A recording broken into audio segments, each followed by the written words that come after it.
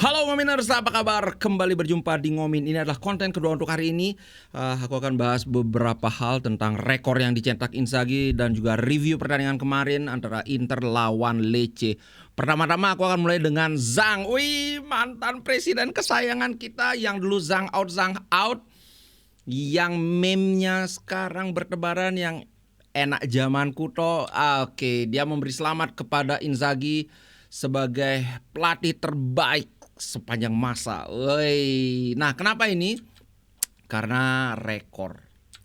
Jadi saat ini rekor 200 kemenangan itu adalah salah satu salah satu pencapaian yang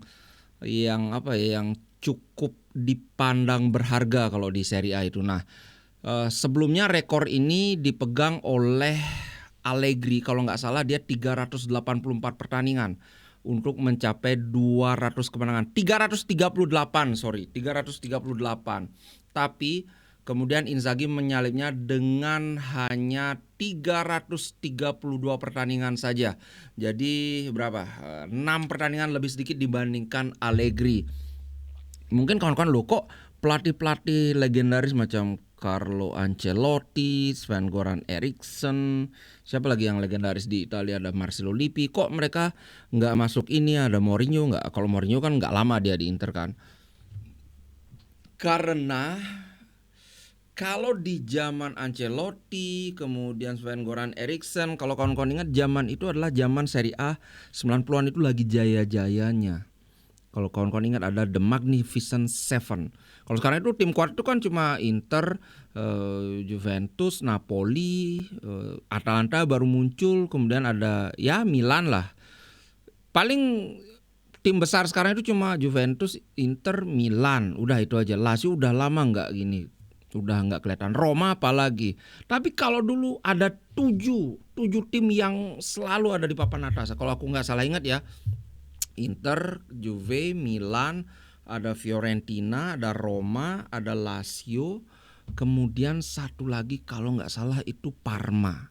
Itu kalau nggak salah ya. Sorry kalau aku ada salah diinikan aja karena udah lama. Nah, jadi zaman itu bagi satu pelatih untuk mencetak 200 kemenangan itu jelas lebih sulit karena ininya lebih berimbang kan, kekuatan tim itu, jadi ya nggak akan bisa terus-terusan menang. Contohnya kayak Inzaghi musim lalu aja cuma 2 kali kalah, serinya aku lupa berapa kali. Jadi ini kan ya harus diakui memang Inzaghi itu bagus, tapi jelas dia lebih diuntungkan dengan peta Serie A yang tidak sekompetitif tahun 90-an zamannya Carlo Ancelotti berjaya di Milan waktu itu kan. So but anyway itu tetap pencapaian yang luar biasa menurutku. Alright, nah dalam pertandingan Lecce lawan Inter lagi-lagi menurutku Inter menunjukkan masterclass-nya. Dan lagi-lagi seolah Inter menunjukkan bahwa cara yang paling efektif untuk meredam Inter itu adalah mereka harus bermain low block, bertahan. Karena Lecce aku harus gimana ya, angkat topi, tapi ini malah Lecce kalau kawan-kawan nonton pertandingannya mereka tidak gentar. Kalau kawan-kawan lihat gimana Venezia lawan Inter, kemudian apa lagi ya selain Venezia yang banyak tim-tim yang cukup menyulitkan Inter itu, mereka mainnya bertahan, defensif, low block. Tapi Lecce kemarin berani sekali, bahkan Lecce itu mencetak peluang lebih banyak daripada Inter loh. Tembakan mereka itu lebih banyak daripada Inter. Kalau nggak salah itu berapa ya? 17, 18, coba antara aku lihat biar nggak salah. 17 total peluang dari Lecce ini dia. Sedangkan Inter hanya 9. Hampir setengah dari peluang Lecce. Tapi, nah ini yang penting. Dari 17 peluang Lecce itu tidak ada peluang emas. Ada sih, tapi kalau peluang emas itu kan yang kayak big chance istilahnya ya. Big chance ini Inter punya 4, Lecce 0. Big chance itu adalah sebuah peluang yang dalam tanda kutip mestinya itu gol. Kenapa aku bilang mestinya gol? Ini karena diambil dari statistik yang lama bahwa ketika pemain lain dari tim lain di masa lalu mendapat peluang seperti itu dari sudut tendangan, jarak dari gawang, posisi kiper, posisi dan sebagainya lah, banyak ini parameternya, itu mestinya gol. So itu big chance. Inter punya 4 peluang emas bertabur Intan Permata tapi mereka 0. Artinya peluang-peluang mereka itu ya peluang yang wah ada kesempatan dikit tembak, ada kesempatan dikit. Sedangkan Inter lebih banyak menunggu sampai kesempatannya benar-benar mantap sekali baru melepaskan tembakan. Itu kalau dari peluang emas. Kemudian dari expected goal juga. Inter memiliki expected goal yang jauh lebih besar, 2,03 berbanding Lecce yang 0,88. Expected goal ini dalam angka 0 sampai ya berapa gitu, setiap satu peluang itu expected goal tertinggi itu adalah 1. Artinya ya kalau 1 itu sama dengan big chance. Nah, expected goal itu 2 dan Inter bisa mencetak 4 peluang. Artinya buat kawan-kawan yang dulu sering mengeluh atau komplain, wah Inter banyak-banyak peluang, sekarang Inter mencetak lebih banyak gol daripada expected goalnya. Artinya Inter sangat efektif dalam memanfaatkan peluang. Sedangkan Lecce ya dari 0,8 tidak satu pun berbuah gol, ya wajar karena kembali lagi peluang mereka tidak ada yang berbahaya. Kalau nggak salah paling cuma 2 ya. Coba aku lihat Sommer berapa dia melakukan penyelamatan. 4 penyelamatan. Satu penyelamatan dari dalam kotak penalti. Artinya mereka cuma bisa 1 kali saja melepaskan tembakan berbahaya dari dalam kotak penalti. So inilah yang aku bilang, peluang banyak itu belum tentu lebih unggul, tapi cara membaca statistik itu adalah harus holistik. Nggak bisa peluangnya sekian, no. Peluangnya sekian, peluang berbahaya itu berapa. Nah gitu. Terus semakin ibaratnya begini, kalau kawan-kawan lihat kotak penalti, nah ini nih, common sense saja, semakin dekat dengan gawang tentu peluang itu semakin berbahaya. Kemudian ada lagi yang namanya, kalau nggak salah ini kotak 16. Kalau peluang itu diciptakan dari kotak 16 lebih berbahaya lagi. Nah, pada statistik yang lengkap itu bahkan dihitung peluang dari dalam kotak penalti, kemudian peluang yang dari dalam kotak 16 itu dihitung juga. Dari sana akan semakin rinci kelihatan mana yang peluangnya lebih berbahaya. Nah, Inter kembali ke, kalau kita bahas secara umum, Inter bermain sangat efektif. Dari penguasaan bola itu 50-50 loh. Hebat. Aku tunjukin, aku bukan asal ngomong ini. Penguasaan bola itu 50-50. Lecce itu 50-50. Ini menurutku sebuah jumlah passing mereka juga cukup berimbang lah dengan Inter 462 berbanding 438. Ini menurutku Lecce tampil sangat berani. Melihat Lecce bermain seperti kemarin itu sebenarnya aku menganggap Lecce ini nggak cocok ada di zona degradasi. Tapi di sisi lain mungkin ini, sorry kalau agak keras kalimatku, mungkin justru karena mereka bermain seperti itulah jadi mereka ada di zona degradasi. Apa maksudnya itu begini, mereka itu tidak punya pemain yang skillful, mereka tidak punya pemain yang intelligent, artinya smart, football IQ-nya tinggi, tapi mereka memaksakan bermain dengan gaya yang agresif. Kayak ya kalau kasarnya itu nggak tahu diri gitu. Aku sebenarnya respect dengan tim yang memainkan sepak bola seperti ini, tapi ya ada ibaratnya hidup itu kejam kan. Ini aksi, ini konsekuensi. Nah, Lecce bermain dengan seperti itu, mungkin bagi ininya, wah ini Lecce mainnya menghibur, berani bermain terbuka. Tapi ya, Lecce ada di zona degradasi. Mereka itu 12 kali kalah. Sementara aku, ya 12 kali kalah, menang cuma 5 kali. Bandingkan misalnya dengan tim-tim lain yang kalau bermain itu tidak seterbuka mereka, misalnya Genoa atau Como balance, bukan nggak cocok pakai Como sebagai bahan perbandingan. Oke, loh, kenapa ini tidak cocok untuk memakai perbandingan Como? Jadi ya kalau Lecce sebenarnya aku ngelihat pelatihnya bagus. Artinya pelatih Lecce ini punya punya konsep yang jelas. Cuman ya bahan dasarnya yang kurang mumpuni dan si pelatih ini ndak bisa bermain lebih pragmatis. Itu sih. Kalau misalnya Lecce itu kemarin lebih bertahan, mungkin Inter nggak akan sebesar itu menangnya, nggak sampai 4-0. Tapi ya itu adalah pilihan taktis, kita tidak bisa sok-sokan menyalahkan gitu. Nah, sekarang aku mau bahas satu saja pemain di Lecce yang menurutku tampil sangat bagus, yaitu Dorgu. Dorgu ini kabarnya sudah deal, baru kabarnya ya sudah deal 35 juta ke MU. Dan kemarin kelihatan Dorgu ini mainnya bagus. Keputusan dia, decision makingnya banyak yang pas, timingnya tepat, nggak banyak berlama-lama pegang bola, nggak banyak delay. Itu aja sih yang menurutku bagus. Kristovic juga bagus, tapi aku nggak ngelihat apa ya, ya bagus tapi ya gitu deh kayak. Ngerti kan maksudnya ya. Sedangkan Dorgu itu aku ngelihat ada, wah ini bisa lebih bagus lagi kayak gini. Nah, kalau dari Inter pertama Sommer. Sommer mendapat nilai yang cukup gede, 79. Artinya ketika dia dibutuhkan dia muncul. Dia melakukan penyelamatan yang penting. Itu yang ini dari Sommer ya. Tapi selain itu ya kebanyakan peluang mereka yang 17 itu kan kebanyakan yang kesana kemari nggak jelas kan. Itu dari segi kiper. Kemudian yang menarik berikutnya adalah Zielinski.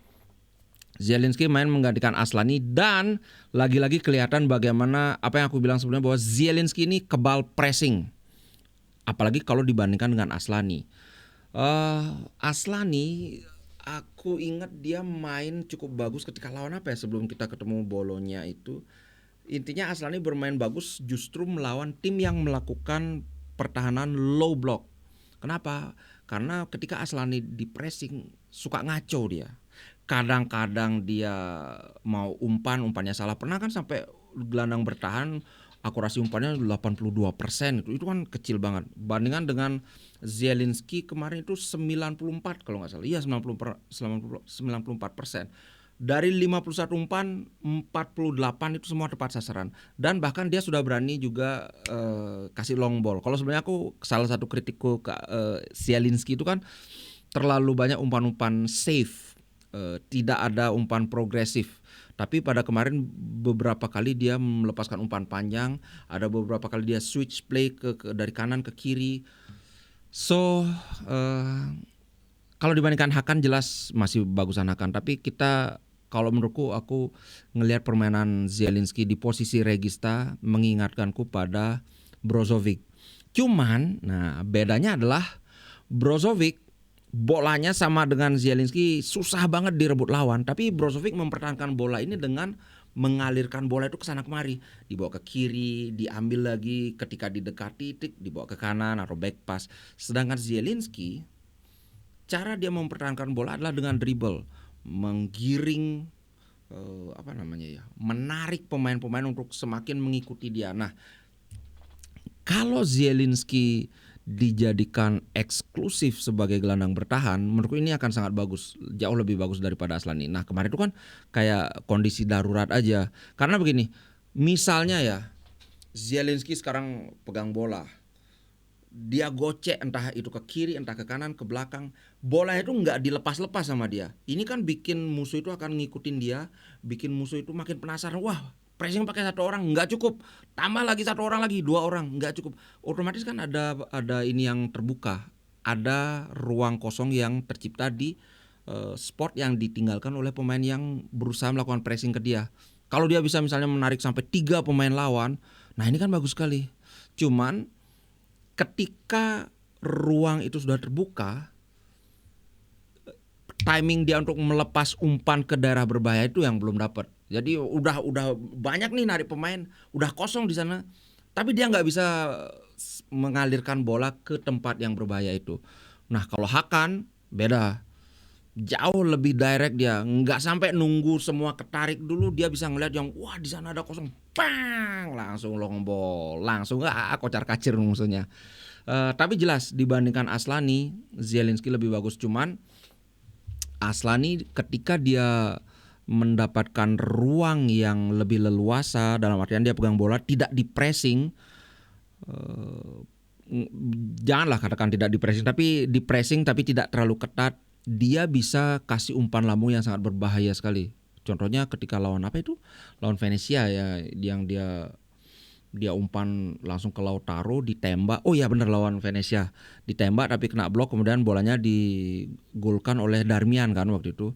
Nah itu yang bagus dari Aslani. Cuman ya itu, cari cara Aslani biar lebih kebal pressing aja. Kalau enggak, menurutku kalau Aslani bisa berlatih dengan benar, dididik dengan benar, dia bisa lebih bagus dari Zielinski di posisi regista. Kalau lebih bagus dari Hakan kayaknya susah. Soalnya Hakan ini menurutku cuma Rodri aja yang lebih bagus daripada Hakan di posisi gelandang bertahan. Itu sih kalau menurutku. Nah, kemudian yang menarik berikutnya adalah Lautaro Martinez.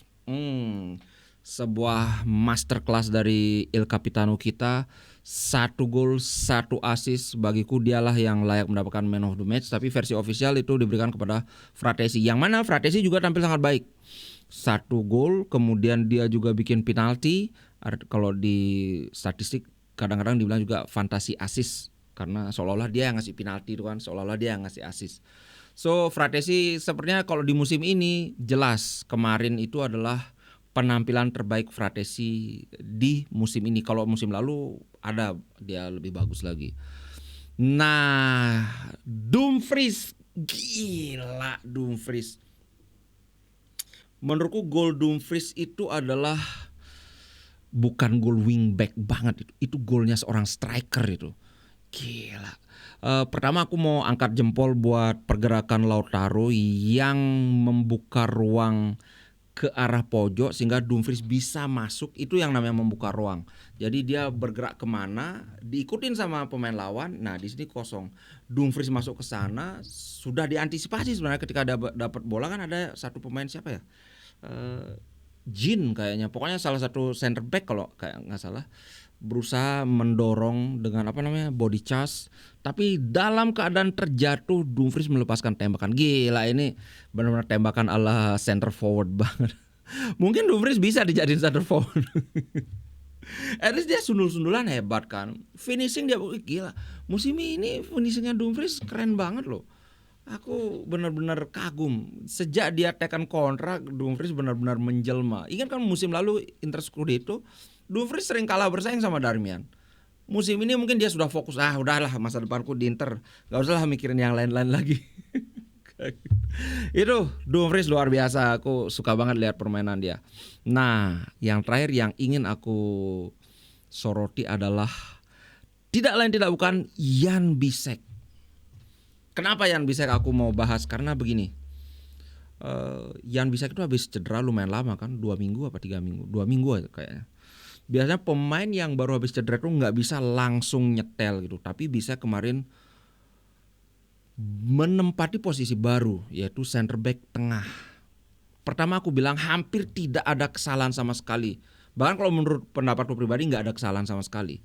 Tapi ya mungkin pelatih ngeliatnya beda kan, orang yang lebih ngerti sepak bola mungkin beda ngeliat. Tapi kalau aku sebagai orang awam ngeliat Bisek nggak ada kesalahan sama sekali di posisi center back tengah, yang mana aku pernah bilang kan, kiper dan center back tengah itu trait terpenting adalah tidak melakukan kesalahan.